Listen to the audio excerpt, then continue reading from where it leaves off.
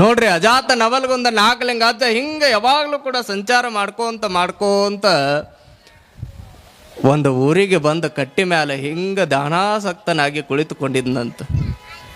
ಯಾವಾಗ ಹಿಂಗೆ ಕುಳಿತುಕೊಂಡಿದ್ದ, ಆ ಊರಿನೊಳಗ ಅಪ್ಪಟ ಭಕ್ತ ಒಬ್ಬ ನವಲ್ಗುಂದ ನಾಗಲಿಂಗ ಅಜ್ಜನ ಶಿಷ್ಯ ಆಗಿಬಿಟ್ಟಿದ್ದ.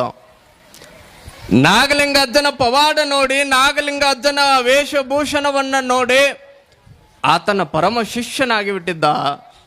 ಮನೆ ಒಳಗ ಹೆಂಡತಿ ಬೇರೆ ಬೇರೆ ಅಲ್ಲಿ ಇಲ್ಲಿ ಯಾರ್ಯಾರೋ ದೇವ್ರನ್ನ ನಡ್ಕೋತಿದ್ಲಕಿ. ನೀವು ನೋಡ್ರಿ, ಮನೆ ಒಳಗೆ ನಿಮ್ಮ ದೇವ್ರು ಯಾರು ಅಂತ ಕೇಳಿದಾಗ ಸ್ವಲ್ಪ ಜನ ಬಡಬಡ್ಸಕತ್ತಿರ್ತಾವೆ.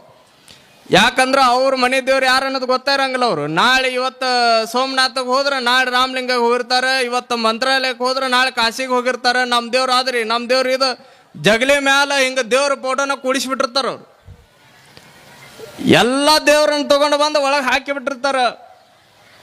ನೋಡ್ರಿ, ಹೆಣ್ಮಕ್ಳು ಅಡ್ಡಾಡ್ತಾರೆ. ಇವರು ಆ ತಾಯಿ ಹಿಂಗೆ ಅಡ್ಡಾಡ್ಕೊಂತ ಇವತ್ತು ಆ ದೇವರು ಇವತ್ತು ಈ ದೇವರು ಹಿಂಗೆ ಅಡ್ಡಾಡ್ಕೊಂತ ಹೋಗಕ್ಕೆ ಅಂತದ. ನಾಗಲಿಂಗ ಅಜ್ಜನ ಪರಮ ಶಿಷ್ಯನಾಗಿರುವಂಥ ಗಂಡ ನೋಡ್ರಿ, ನಾಗಲಿಂಗ ಅಜ್ಜನ ಕಡೆ ದಿನ ಹೋಗಿ ಕೆಳಗೆ ಕುಳಿತುಕೊಳ್ತಿದ್ನಂತ.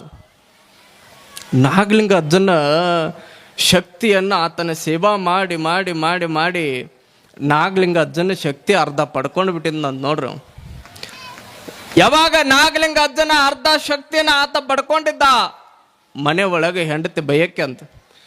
ಅವ್ರು ಯಾರ ದೇವರು ನಿನಗೆ ಸಿಕ್ಕಾರ ಕಾಯಿ ಬಟ್ಟೆ ಹುಚ್ಚ ವೇಷ ಹಾಕೊಂಡು ಬಂದು ಕಟ್ಟಿ ಮೇಲೆ ಕುಂತಾನ, ಅವನಿಗೆ ಹೋಗಿ ನೀನು ನಡ್ಕೋತೀಯಲ್ಲ ಅಂತ ಹೆಣ್ಮಗಳು ಬೈಯಾಕತ್ತಿದ್ಲಂತ ಮನೆ ಒಳಗೆ. ಅವಾಗ ಅವ ಅನ್ನವಂತ, ನಮ್ಮ ನಾಗಲಿಂಗ ಅಜ್ಜನ ಬಗ್ಗೆ ಮಾತಾಡಬೇಡ ನೀನು. ನನ್ನ ನಾಗಲಿಂಗ ಬಹಳ ಶಕ್ತಿವಂತ, ನನ್ನ ನಾಗಲಿಂಗ ಬಹಳ ಪವಾಡ ಪುರುಷ ಆತ. ಅವಾಗ ಯಾವಾಗ ಹೆಂಡತಿ ಹಿಂಗೆ ಬೈಯಾಕತ್ಲು, ಅಕ್ಕಿಗೆ ಮಕ್ಕಳು ಇರಲಿಲ್ಲ. ಮಕ್ಕಳು ಇಲ್ಲಾರ್ದಕ್ಕ ಬಹಳ ದೇವರುಗಳಿಗೆ ನಡ್ಕೊಂಡಿದ್ಲಕ್ಕಿ. ಎಲ್ಲ ದೇವ್ರು ಇವತ್ತು ಈ ದೇವ್ರಿಗೆ ನಡ್ಕೊಂಡ್ರೆ ಮತ್ತೆ ಇನ್ನೊಂದು ದೇವ್ರು ಯಾರೋ ಒಬ್ರು ಬಂದು ಹೇಳಿದ್ರು ಅಂದ್ರೆ ಆ ದೇವ್ರಿಗೆ ಹೋಗೇ ಬಿಡೋದು. ನಡ್ಕೊಂಡು ಸಾಕಾಗಿ ಸುಸ್ತಾಗಿ ಮನೆ ಒಳಗಿರುವಂಥ ಹೆಂಡತಿ ಅವಾಗ ಗಂಡಗಂದ್ಲಂತ, ರೀ ಎಷ್ಟೋ ದೇವ್ರುಗಳನ್ನ ಅಡ್ಡಾಡಿ ನೋಡಿನಿ, ನಾಗಲಿಂಗನ ಬಗ್ಗೆ ನನಗೆ ಹೇಳ್ಬೇಡ್ರಿ ಬಿಡ್ರಿ ಅಂದ್ಲಕ್ಕಿ. ಅವಾಗ ಅವ ಅಂದ, ನೀ ಎಲ್ಲ ದೇವ್ರು ನೋಡಿದಂಗ ನಾಗಲಿಂಗ ಅಜ್ಜ ಅಲ್ಲ. ಓಹೋ, ನಿಮ್ಮ ನಾಗಲಿಂಗ ಅಷ್ಟು ದೊಡ್ಡವೇನು? ನನ್ನ ನಾಗಲಿಂಗ ದೊಡ್ಡ ಪವಾಡ ಪುರುಷ ಆತ. ಹೌದೇನಂತ ಹೆಂಡತಿ ಮನೆ ಒಳಗೆ ಬೈಯಕ್ಕೆ ಅಂತ. ನಿಮ್ಮ ನಾಗಲಿಂಗ ಏನು ಮಾಡ್ಯಾನ ನಿನಗೆ? ಹಿಂಗೆ ಬೈಯುವಂಥ ಸಂದರ್ಭದೊಳಗೆ ಸ್ವಲ್ಪ ದಿನಕ್ಕೆ ಮನೆ ಒಳಗಿರುವಂಥ ಆಕಳ ಸಿಡ್ಲು ಬಡ್ದು ಸತ್ತು ಹೋಗ್ಬಿಡ್ತಂತ. ಯಾವಾಗ ಆಕಳ ಸತ್ತು ಹೋತು, ಮನೆಯ ಮಾತೃ ಅಂತ ಅನಿಸಿಕೊಂಡಿರುವಂಥ ಆಕಳ ಸತ್ತು ಹೋದಾಗ ತಾಯಿ ಆಕ್ರಂದನ ದೊಡ್ಡದಾತ್ ನೋಡ್ರಿ. ಅಳಕತ್ಲು, ಮನೆಯ ಆಕಳ ಸತ್ತು ಹೋಯ್ತಲ್ಲ, ನಿಮ್ಮ ನಾಗಲಿಂಗಗ ಏನು ನಡ್ಕೋತಿದ್ದಲ್ಲ ನೀನು, ನಾಗಲಿಂಗ ಏನು ಬಂದು ಬದುಕಿಸಿದ್ದೇನು? ನಾಗಲಿಂಗ ಸಾಯುವಂತ ಆಕಳನ್ನೇನ ಬದುಕಿಸಿದ್ದೇನು? ನನಗ ಮಕ್ಕಳ ಭಾಗ್ಯವನ್ನು ಕೊಡಂಗಿಲ್ಲ, ಸತ್ತ ಆಕಳನ್ನೂ ಬದುಕಿಸುವಂತ ಶಕ್ತಿ ಅವನ ಕಡೆ ಇಲ್ಲ ಅಂತ ಹೆಂಡತಿ ಅಂದ್ಲಂತ. ಅವಾಗ ನೋಡ್ರಿ, ಆ ಮನುಷ್ಯ ಅಂತಾನಂತ, ನನ್ನ ನಾಗಲಿಂಗನ ಬಗ್ಗೆ ಹಂಗ ಮಾತಾಡಕತ್ತಿ ನೀನು. ಯಾವಾಗ ಆ ಆಕಳ ಮುಂದೆ ನಿಂತುಕೊಂಡ ಆ ಮನುಷ್ಯ ನಾಗಲಿಂಗ ನಾಗಲಿಂಗ ನಾಗಲಿಂಗ ಅಂತ ಹಿಂಗ ನಾಮಸ್ಮರಣೆ ಮಾಡ್ತಾನ, ಸತ್ತಿರುವಂತ ಆಕಳ ಮತ್ತೆ ಎದ್ದು ನಿಂತಂತ ನೋಡ್ರಿ ಜೀವಂತ ಆಗಿ. ಬರೇ ನಾಗಲಿಂಗ ಅನ್ನುವಂತ ಶಬ್ದಕ್ಕನ ಎಷ್ಟು ದೊಡ್ಡ ಶಕ್ತಿ ಐತಂದ್ರೆ ನಾಗಲಿಂಗ ಅಜ್ಜಗೆ ಎಷ್ಟು ಶಕ್ತಿ ಇರಬಾರ್ದ್ರಿ. ನೋಡ್ರಿ, ನಾಗಲಿಂಗ ಅಜ್ಜ ಹಿಂಗ ಬಾಯಿ ಒಳಗೆ ಏನು ಹೇಳ್ತಿದ್ದ ಅದು ಸತ್ಯ ಆಗತ್ತಿತ್ತದು. ಭಾಳ ಜನ ಅಂತಿದ್ರಂತ, ನಾಗಲಿಂಗ ಅಜ್ಜ ಏನ್ರ ಬಾಯಾಗ ಮಚ್ಚಿ ಇಟ್ಕೊಂಡೇನು ಅಂತಿದ್ರಂತ. ಮಚ್ಚಿ ಬೇಕಾಗಿಲ್ಲ, ಗುರುವಾಕ್ಯ ಮುಖ್ಯ. ನಾಗಲಿಂಗ ಅಜ್ಜ ಹಿಂಗೆ ತಿರ್ಗಾಡ್ಕೋಂತ ನಾಳೆ ಎಲ್ಲಿಗೆ ಹೊಕ್ಕಾನಂದ್ರೆ ಶಿಶುವಿನ ಹಾಳಕ್ಕೆ ಹೊಕ್ಕಾನ. ಎಲ್ಲಿರಿ? ಶಿಶುನಾಳಕ್ಕೆ ಹೊಕ್ಕಾನ. ಶರೀಫರ ಭೇಟಿಗೆ ಹೊಕ್ಕಾನ.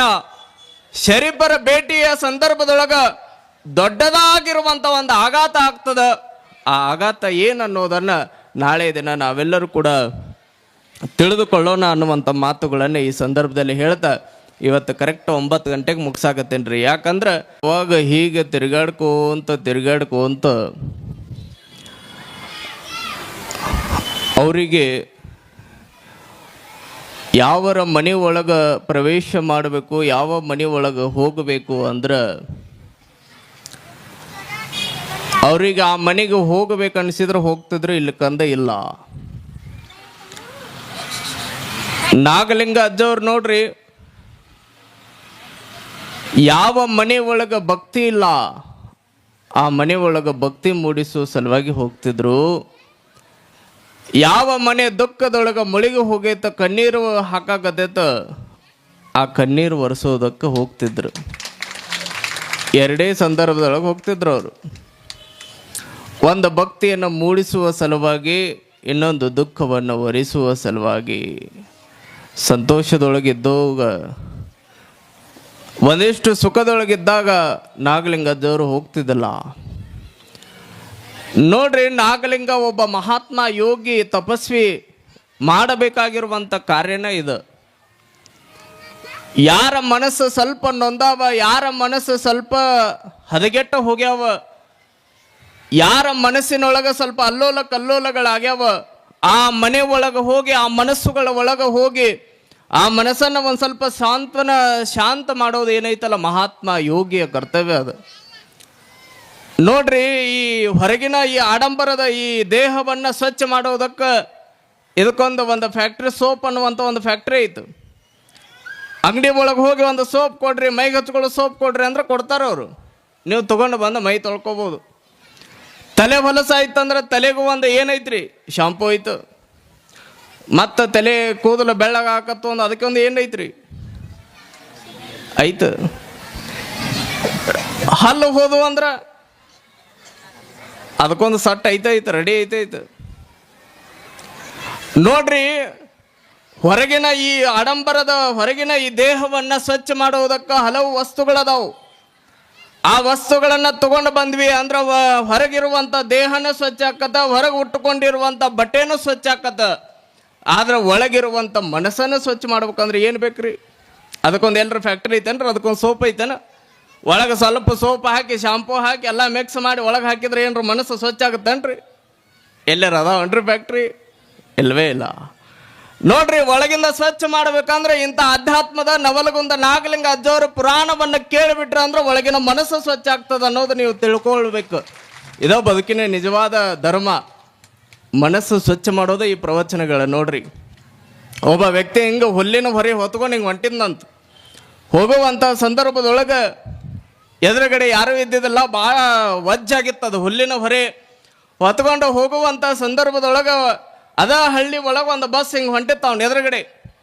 ಬಸ್ ಹೋಗುವಾಗ ಕಂಡಕ್ಟರ್ ವಿಚಾರ ಮಾಡಿದ, ಹುಲ್ಲಿನ ಹೊರೆ ತಲೆ ಮೇಲೆ ಹೊತ್ಕೊಂಡು ಹೊಂಟಾನ, ಬಹಳ ದಣ್ಕೊಂಡು ಹೊಂಟಾನ, ಒದ್ದಾಡ್ಕೊಂಡು ತಗೊಂಡು ಹೊಂಟಾನ ಅದನ್ನ. ಆ ಹುಲ್ಲಿನ ಹೊರೆ ಇನ್ನೊಂದು 2-3-4 ಕಿಲೋಮೀಟರ್ ಆಗುತ್ತೆ ಊರು. ಅಲ್ಲಿ ತನಕ ಪಾಪ ತಲೆ ಮೇಲೆ ಹೊತ್ಕೊಂಡು ವಜ್ಜಿ ಹೊತ್ಕೊಂಡು ಹೋಗ್ಬೇಕು.